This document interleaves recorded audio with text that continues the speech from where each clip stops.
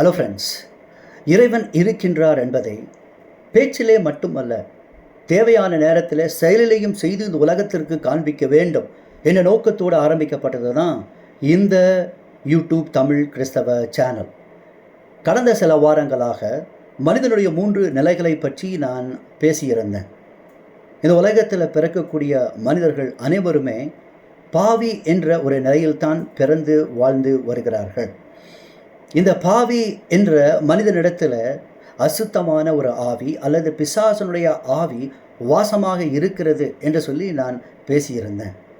இந்த அசுத்தமான ஆவி அல்லது பிசாசனுடைய ஆவி தன்னுடைய பெற்றோர்களிடத்திலிருந்து, தன்னுடைய முன்னோர்களிடத்திலிருந்து, தன்னுடைய மூதாதையர்களிடத்திலிருந்து ஒரு மனிதனுக்குள்ளாக பாலுறவு என்ற ஒரு செயலின் மூலமாக வந்திருக்கிறது என்று சொல்லி நான் விளக்கியிருந்தேன்.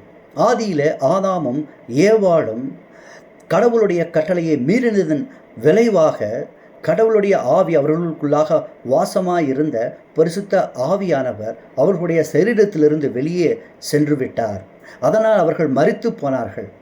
வெளியே சென்ற பரிசுத்த ஆவிக்கு பதிலாக பிசாசனுடைய ஆவி அல்லது அசுத்த ஆவி இந்த விளக்கப்பட்ட நன்மை தீமை அறியத்தக்க மரத்திலிருந்து கனியை புசித்ததினாலே அவர்களுக்குள்ளாக வந்தது. அதனால் ஆதாம் 930 வருடம் அந்த உலகத்தில் பாவியாக வாழ்ந்தார் என்று சொல்லி நான் ஏற்கனவே பேசியிருந்தேன். ஒரு மனிதனிடத்தில் அசுத்த ஆவி அல்லது பிசாசுடைய ஆவி இருக்கிறது என்பதற்காக அந்த மனிதன் தன்னைத்தான் காயப்படுத்தி கொண்டு அல்லது மற்றவர்களை பயமுறுத்தி கொண்டு இருக்க வேண்டும் என்ற அவசியமல்ல. ஒரு மனிதனிடத்தில் பிசாசனுடைய ஆவி இருந்தாலும் அசுத்த ஆவி இருந்தாலும் அந்த மனிதன் எந்த ஒரு மனிதனாகவும் இருக்கலாம். டாக்டராக இருக்கலாம், என்ஜினியராக இருக்கலாம், சோசியல் ஒர்க்கராக இருக்கலாம், லாயராக இருக்கலாம், சாதாரண ஒரு மனிதனாக இருக்கலாம். பிசாசனுடைய ஆவி ஒரு மனிதனிடத்தில் இருக்கிறதன் காரணமாக அந்த மனிதன் பாவி என்று அழைக்கப்படுகிறான். அவ்வளோதான். மற்றபடி பாவி என்று சொல்லுவதனால அந்த மனிதனிடத்தில் அசுத்த ஆவி அல்லது பிசாசுடைய ஆவி இருப்பதனால அந்த மனிதனை யாரும் நாம் வெறுப்பது கிடையாது. எப்படியாகலும் இந்த பாவி என்ற மனிதன் அவன் அந்த பாவத்திலிருந்து விடுதலையாக வேண்டும் என்பது தான் இறைவனுடைய ஒரு நோக்கம். அதனால தான் இயேசு கிறிஸ்துவானவர் இந்த உலகத்திலே வந்து நற்செய்தி என்ற ஒரு செய்தியை அறிவித்தார். குட் நியூஸ், காஸ்பல் என்ற ஒரு செய்தியை அறிவித்தார். அந்த நற்செய்தி என்னவென்றால், பரலோகத்திற்கு செல்ல முடியாமல் இருக்கிற ஒரு பாவி பரலோகத்திற்கு செல்ல முடியும் என்றது தான் அந்த ஒரு நற்செய்தி. அந்த பாவி அவன் செலுத்த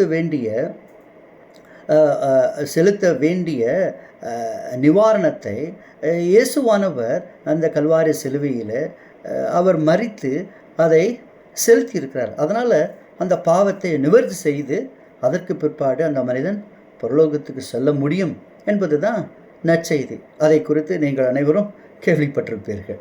ஆக ஒரு மனிதன் பாவியாக இருக்கிறான். இப்பொழுது இந்த மனிதன் இரண்டாவதாக விசுவாசி என்ற ஒரு நிலைக்கு வருகிறான். இன்றைக்கு உங்களோடு கூட நான் பகிர்ந்து கொள்ள போவது விசுவாசி என்பவன் யார் என்பதை பற்றி தான் இந்த நேரத்தில் நான் இந்த சிறிய வீடியோ மூலமாக நான் விளக்க தீர்மானித்திருக்கிறேன். விசுவாசி அல்லது கடவுள் மீது நம்பிக்கை வைத்திருப்பவர் அல்லது கடவுள் மீது விசுவாசம் வைத்திருப்பவர், அவருக்கு பேர் தான் விசுவாசி என்று அழைக்கிறோம். ஆனால் விசுவாசி அல்லது நம்பிக்கை என்றால் என்ன என்று நாம் பார்க்கும் பொழுது, ஒரு விசுவாசி அவர் எதை விசுவாசிக்கிறார், யாரை விசுவாசிக்கிறார் என்பதைத்தான் அது குறிக்கிறது. அதனால தான் அவருக்கு பேர் விசுவாசி என்று அழைக்கிறோம். உதாரணமாக இயேசு கிறிஸ்துவானுடைய நற்செய்தியை ஒரு மனிதன், ஒரு பாவியான ஒரு மனிதன் கேட்கிறான். அவன் கேட்கும் பொழுது அந்த நற்செய்தியை கேட்டு அவன் ஒரு தீர்மானத்தை எடுக்கிறான். இந்த உலகத்தில் நான் பாவியாக பிறந்து பல பாவ நாசகரமான செயல்களெல்லாம் நான் செய்து கொண்டிருந்தேன். நான் பரலோகத்துக்கு போகிறதுக்கு வாய்ப்பே இல்லை, சொர்க்கலோகத்துக்கு போகிறதுக்கு வாய்ப்பே இல்லை என்ற ஒரு சூழ்நிலையில் இருக்கும் பொழுது இயேசு கிறிஸ்துவான என்னுடைய பாவத்திற்காக அவர் கல்வாரி சிலுவையில் மரித்து பாவத்திற்கான பரிகாரத்தை, நிவர்த்தியை அவர் உண்டாக்கி வைத்திருக்கிறார் என்று சொல்லி அந்த நற்செய்தியை கேட்டு அவன் என்ன பண்ணுகிறான்? ஒரு தீர்மானத்தை எடுக்கிறான். இந்த தீர்மானத்தை எடுத்ததற்கு பிற்பாடு அவன் இயேசு கிறிஸ்துவானவர் மீது விசுவாசி அல்லது ஒரு நம்பிக்கை வைக்க ஆரம்பிக்கிறார். அதுதான் விசுவாசி அல்லது அவர் ஒரு ஒரு ஒரு பிலீவர் என்று சொல்லி ஆங்கிலத்தில் நம்ம சொல்லுகிறோம். சரி, இப்போ இந்த விசுவாசத்திற்கு என்ன பொருள்? அதாவது ஒருவரை தெய்வம் என்று ஏற்றுக்கொள்ளுகிறோம். எப்பொழுது? எந்த விதமான ஒரு அத்தாட்சியும் இல்லாத பொழுது அவரை தெய்வம் என்று ஏற்றுக்கொள்வது தான் விசுவாசம் என்று அழைக்கப்படுவது. உதாரணமாக, கர்த்தராகிய இயேசு கிறிஸ்துவானவர் மீது ஒருவர் விசுவாசம் வைக்கிறார். ஆனால் அவருக்கு இயேசுவானவர் இறைவன் என்று விசுவாசிக்கிறாரே தவிர அவரிடத்தில் இயேசுவானவர் இறைவன் கடவுள் என்பதற்கான எந்த ஒரு அத்தாட்சி, எந்த ஒரு எவிடன்ஸ், எந்த ஒரு ப்ரூஃபுமே அவரிடத்தில் இல்லை. அவருக்கு பேர் தான் விசுவாசி என்று சொல்லுகிறோம். அல்லது எந்த ஒரு அத்தாட்சியும் இல்லாத பொழுது இயேசுவானவரை தெய்வமாக ஏற்றுக்கொள்வது தான் ஒரு விசுவாசம் என்று சொல்லி நம்ம புரிந்து கொள்ள முடியும். நீங்கள் இங்கிலீஷ் டிக்ஷனரியில் எடுத்து பார்த்தீங்கன்னாலும் கூட அப்படி தான் எழுதியிருக்கும். Belief is acceptance of something as true yet without evidence என்று சொல்லி சொல்லப்பட்டிருக்கும். அப்போ ஒரு விசுவாசி என்பவர் அவர் கர்த்தராகிய இயேசு கிறிஸ்துவானவர் மீது அவர் விசுவாசிக்கிறார். அல்லது பல தெய்வங்கள் மேலே பல மனிதர்கள் எல்லாம் என்ன பண்ணுகிறார்கள்? விசுவாசம் வைக்கிறார்கள், நம்பிக்கை வைக்கிறார்கள். அதனால் அவர்களை நம்ம என்ன சொல்லுகிறோம்? அவர் கடவுளுடைய விசுவாசி என்று சொல்லுகிறோம். அவ்வளோதான். ஸோ இயேசுவானவருடைய நற்செய்தியை ஒரு மனிதன் கேட்டு அவர் ஒரு தீர்மானத்தை, ஒரு டிசிஷன் எடுக்கிறார். இயேசுவானவர் மீது ஒரு அன்பும் ஒரு பாசமும் ஒரு பற்றுதலும் அவருக்கு உண்டாகி அவரை தெய்வமாக அவர் ஏற்றுக்கொள்கிறாரே தவிர அவரிடத்தில் இயேசுவானவர் தெய்வம் என்பதற்கான எந்த ஒரு அத்தாட்சியும் இல்லை. அதுதான் அவருக்கு பெயர் விசுவாசி என்று சொல்லி நம்ம அழைக்கிறோம். அவருக்கு பேர் விசுவாசி. ஆக ஒரு விசுவாசி விசுவாசம் என்றால் என்ன என்று தெரிந்துவிட்டால், அதை புரிந்துவிட்டால், அதற்கப்புறம் அவருக்கு ஒரு பெரிய பொறுப்பு இருக்கிறது. என்ன அவருக்கு என்று பெரிய பொறுப்பு இருக்கிறது? அவருக்கு தான் விசுவாசிக்கிற தெய்வம் அவருக்கு என்ன அத்தாட்சி இருக்கிறது என்பதை, என்ன எவிடன்ஸ் இருக்கிறது என்பதை அவர் கண்டுபிடிக்க வேண்டும். அப்பேற்பட்ட ஒரு பொறுப்பை தான் ஒரு விசுவாசிக்கு தேவன் அடைய வேண்டும் என்று சொல்லி தன்னுடைய வேதாகமத்தில் எழுதி வைத்திருக்கிறார். ஆக வேதாகமத்தை வாசிக்கிறதன் மூலமாக கர்த்தராகிய இயேசு கிறிஸ்துவானவரை அருகில அறிவின் மூலமாக வளர வேண்டும் என்பது தான் இறைவனுடைய ஒரு விருப்பம். அதற்காக தான் பைபிளை நம்ம வாசிக்கிறோம். ஆக ஒரு விசுவாசிக்கு ஒரு மிகப்பெரிய பொறுப்பு இருக்கிறது. அந்த விசுவாசி வேதாகமத்தை வாசித்து கர்த்தராகிய இயேசு கிறிஸ்துவானவரை அறிகிற அறிவில் அவர் வளர்ந்து இறுதியாக இயேசு கிறிஸ்துவானவர்லாம் உண்மையான தெய்வம் என்ற அத்தாட்சியை அவர் அடைய வேண்டும், அல்லது அத்தாட்சியை அவர் பெற்றுக்கொள்ள வேண்டும் என்பது தான் ஒரு விசுவாசிக்கு இருக்கக்கூடிய ஒரு பெரிய பொறுப்பு. இன்றைக்கு கிறிஸ்தவ உலகத்தில் இருக்கக்கூடிய விசுவாசிகள் அவர்கள் என்ன நினைத்து கொண்டிருக்கிறார்கள்? அவர்கள் இயேசு கிறிஸ்துவானவர் மீது விசுவாசம் என்றைக்கு வைத்தார்களோ அன்றைய தினமே அவர்களுக்கு ரட்சிப்பு என்ற ஒரு நிலை கிடைத்து விட்டதாக அவர்கள் நினைத்து கொண்டிருக்கிறார்கள். வேதாகமத்தை வாசிக்கிறார்கள், சபைக்கு போகிறார்கள், அங்கே இருக்கக்கூடிய செய்திகளெல்லாம் கேட்கிறார்கள். இப்படி தங்களுடைய வாழ்நாளை அவர்கள் கழித்து இறுதியாக மரித்து அடக்கம் பண்ணப்படுகிறார்கள். அது முற்றிலும் வேதத்திற்கு தவறானது, புறம்பானது என்று சொல்லி நான் பேசியிருந்தேன். ஆக ஒரு விசுவாசிக்கு இருக்கக்கூடிய பொறுப்பு அவர் தெரிந்து வைத்திருக்க வேண்டும். இயேசுவானவர் தான் உண்மையான தெய்வம் என்பதை அவர் கண்டுபிடிக்க வேண்டும். அந்த அத்தாட்சியை அவர் அடைய வேண்டும். அதற்கு அவர் முயற்சி செய்ய வேண்டும் என்பது தான் வேதத்தில் சொல்லப்பட்டிருக்கிற விளக்கங்கள். அதனால தான் இயேசு கிறிஸ்துவானவர் இந்த உலகத்தை விட்டு அவர் பரலோகத்திற்கு எடுத்துக்கொள்ளப்படும் பொழுது தன்னுடைய சீசர்களை பார்த்து, அப்போஸ்தலர்கள் காலத்து இருந்த மக்களையும் அவர் பார்த்து சொன்னது, நீங்கள் எனக்கு உலகம் முழுவதும் சாட்சியாக இருங்கள் என்று சொல்லி அவர் சொல்லியிருக்கிறார். உலகம் முழுவதிலும் எனக்கு விசுவாசிகளாக இருங்கள் என்று சொல்லி இயேசுவானவர் எந்த ஒரு கட்டளையுமே கொடுக்கவில்லை. அப்போஸ்தலர் 1ஆம் அதிகாரம் 8வது வசனத்தில் இயேசுவானவர் அப்படி சொல்லியிருக்கிறார், எனக்கு நீங்கள் சாட்சிகளாக இருக்கிறீர்கள். அப்படியானால் யார் ஒருவர் சாட்சியாக முடியும்?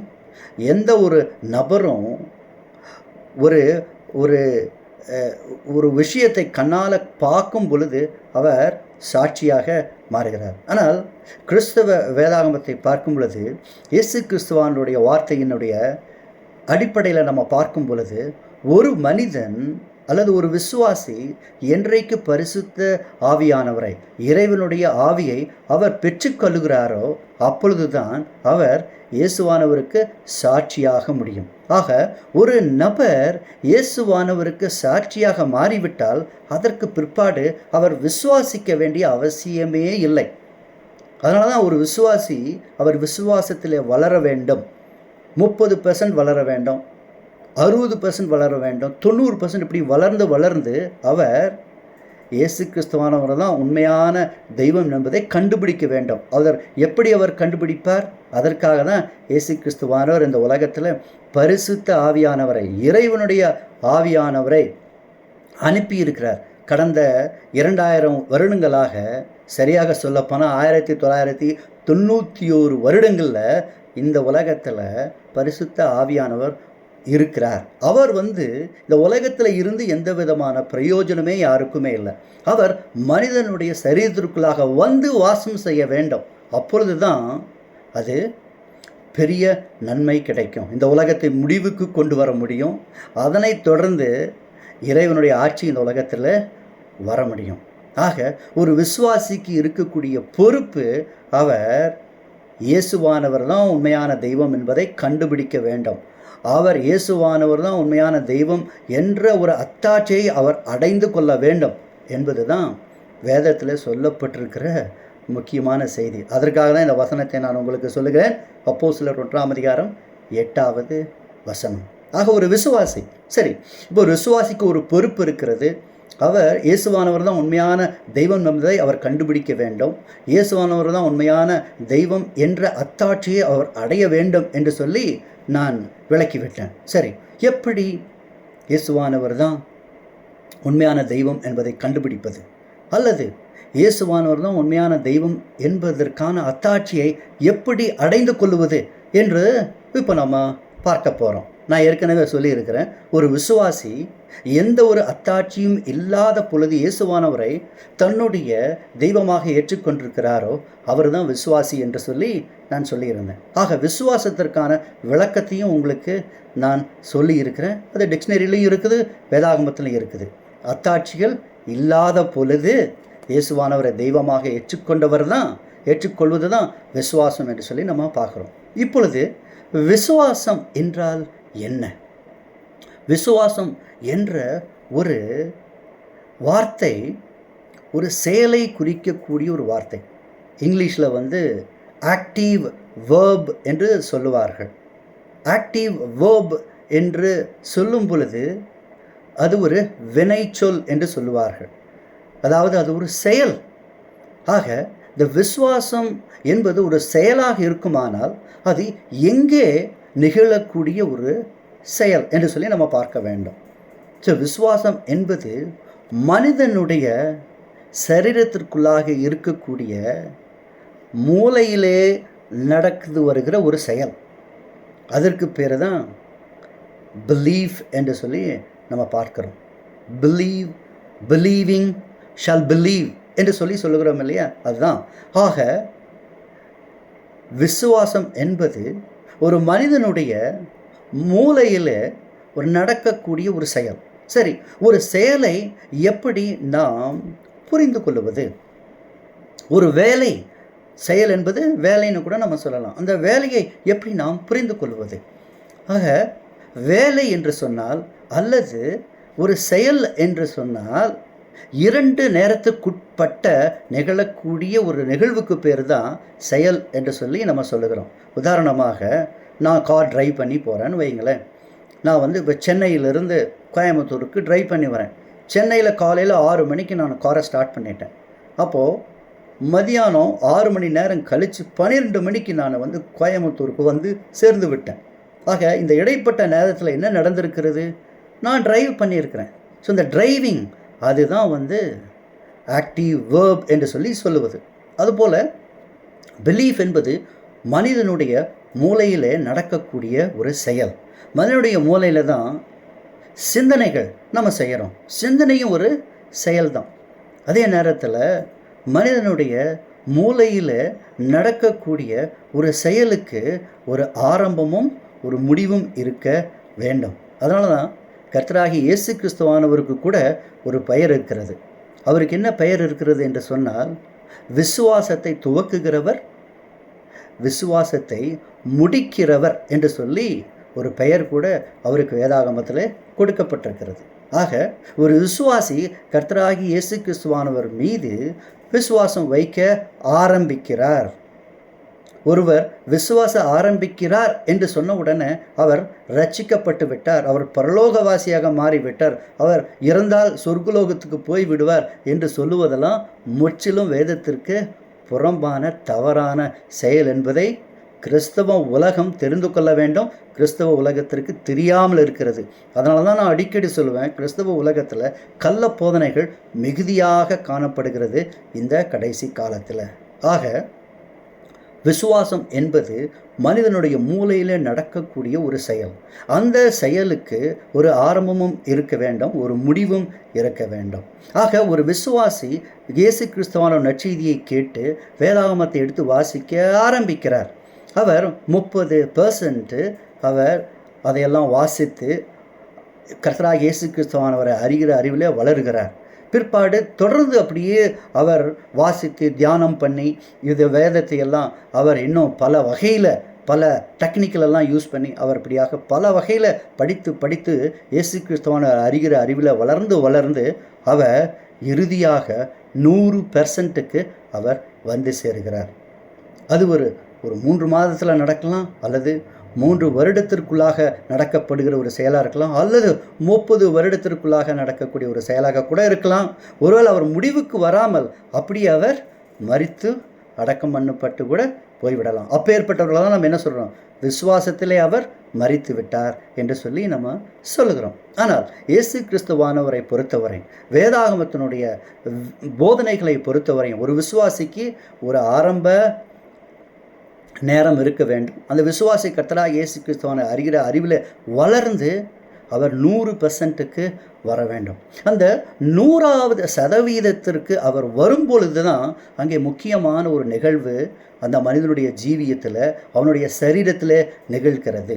அது என்ன நிகழ்வு என்று சொல்லி நாம் பார்க்கும் பொழுது, விசுவாசத்தில் நாம் வளரும் பொழுது நம்மளுடைய இந்த மூளை, தலையில் இருக்கக்கூடிய மூளை என்ற வார்த்தை வேதாகமத்தில் இல்லை, தலை என்று இருக்கிறது. அதே நேரத்தில் மனசு என்று இருக்கிறது, மனக்கண் என்று சொல்லப்பட்டிருக்கிறது. இப்படியெல்லாம் வேதாகமத்தில் சொல்லப்பட்டிருக்கிறது. ஆக ஒரு விசுவாசி என்பவருக்கு உண்மை என்று தெரியாமல் இருக்கிறது, எவிடன்ஸ் என்ன என்று தெரியாமல் இருக்கிறது. அப்போது அவர் அந்த ஒரு நிலையில் இருப்பதனால தான் என்ன வேதாகமத்தில் சொல்லப்பட்டிருக்கிறது, ஒரு பாவியாக இருந்தாலும் சரி, அல்லது அவர் ஒரு விசுவாசியாக இருந்தாலும் சரி, அவர் ஒரு கண் தெரியாத நிலைமையில் இருப்பதாக வேதாகமத்தில் சொல்லப்பட்டிருக்கிறது.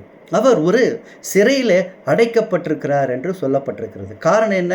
ஒரு குறிப்பிட்ட அளவுக்கு மேலே நம்மளால் புரிந்து கொள்ள முடியாத ஒரு நிலைமையில் இருக்கிறோம்.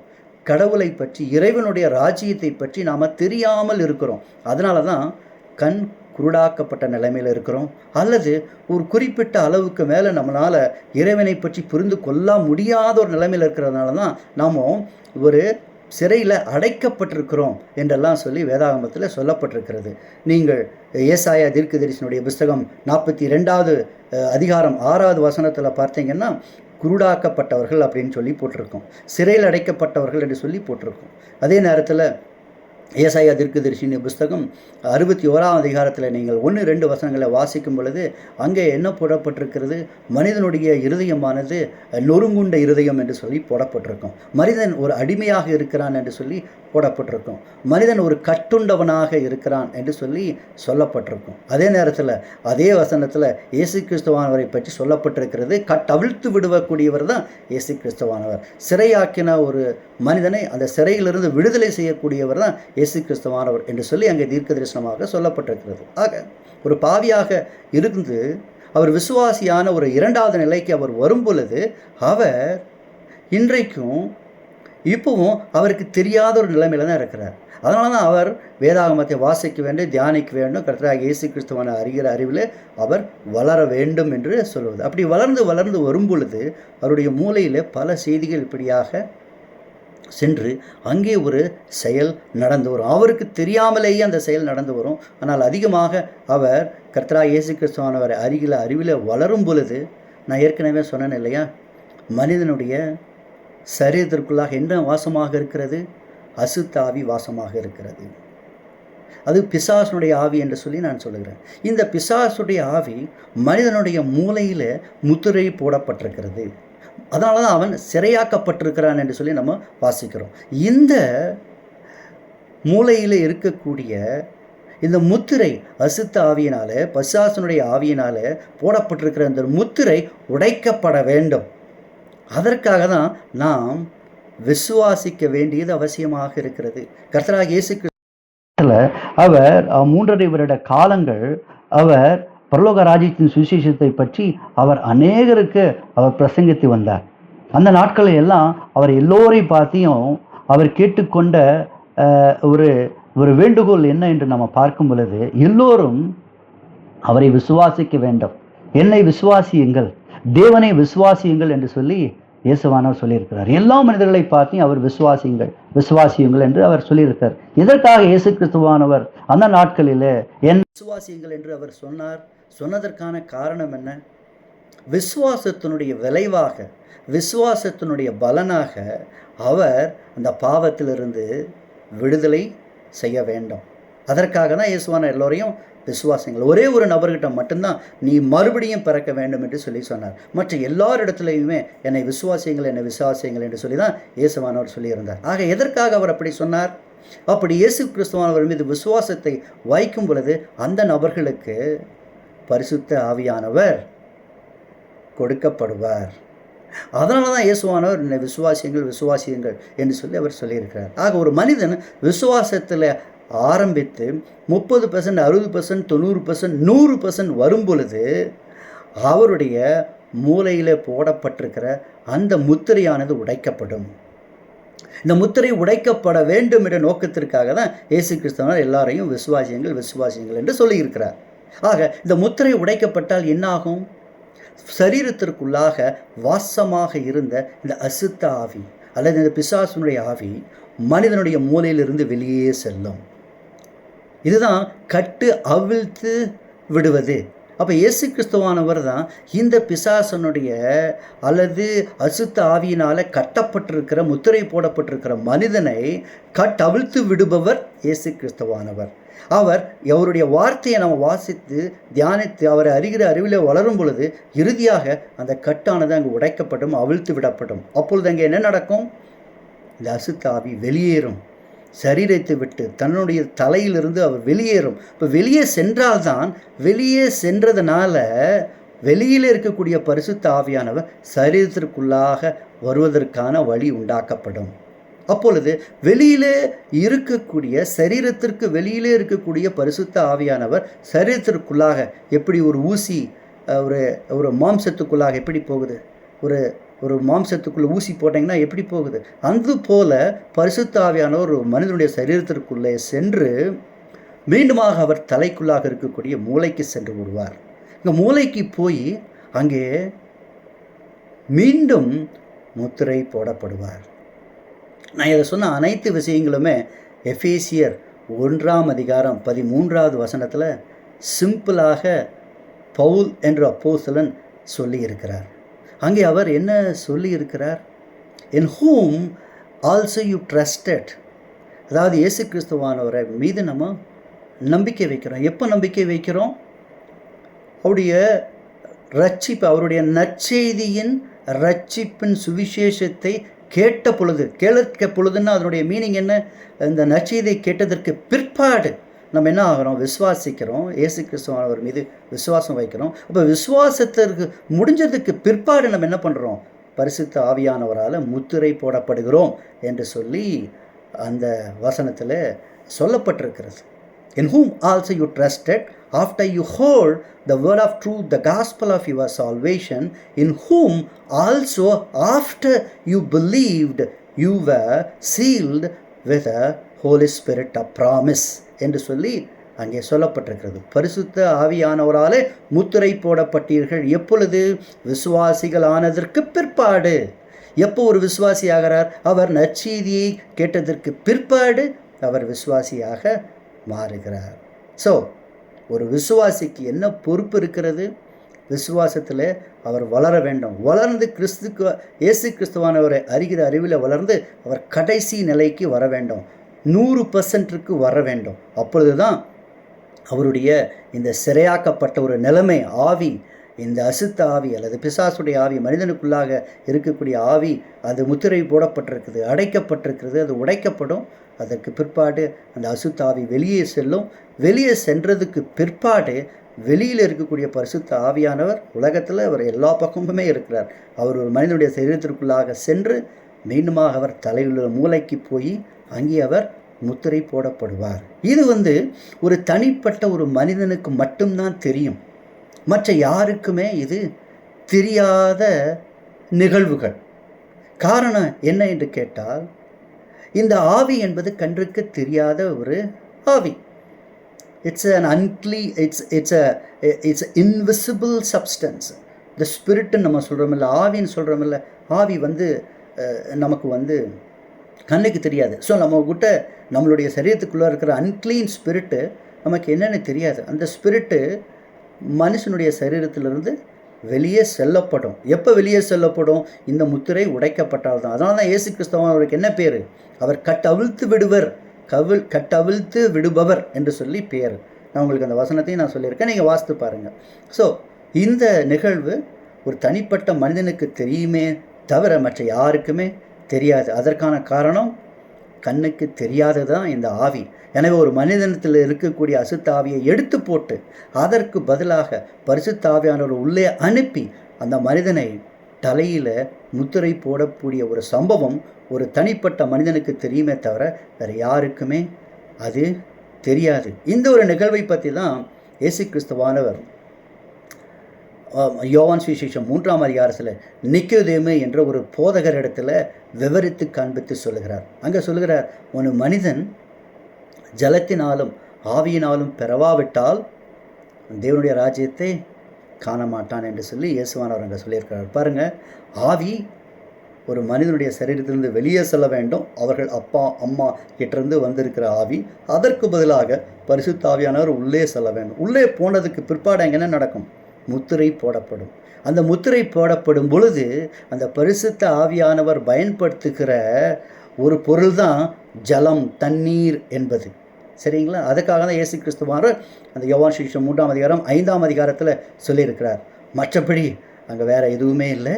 இது எந்த ஒரு மனிதனுக்கும் தெரியாத ஒரு சம்பவம்.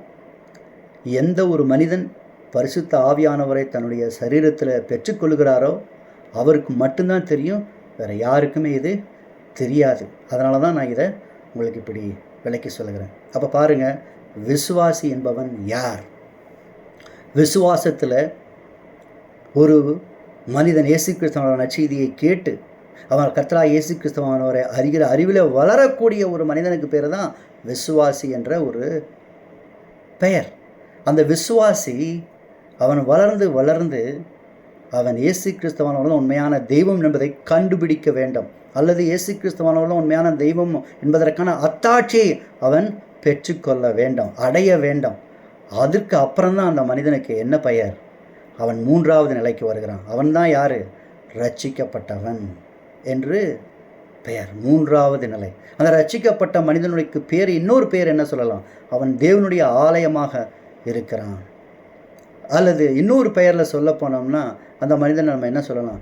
கர்த்தராகிய இயேசு கிறிஸ்துவானவருடைய சாட்சி என்று சொல்ல முடியும்.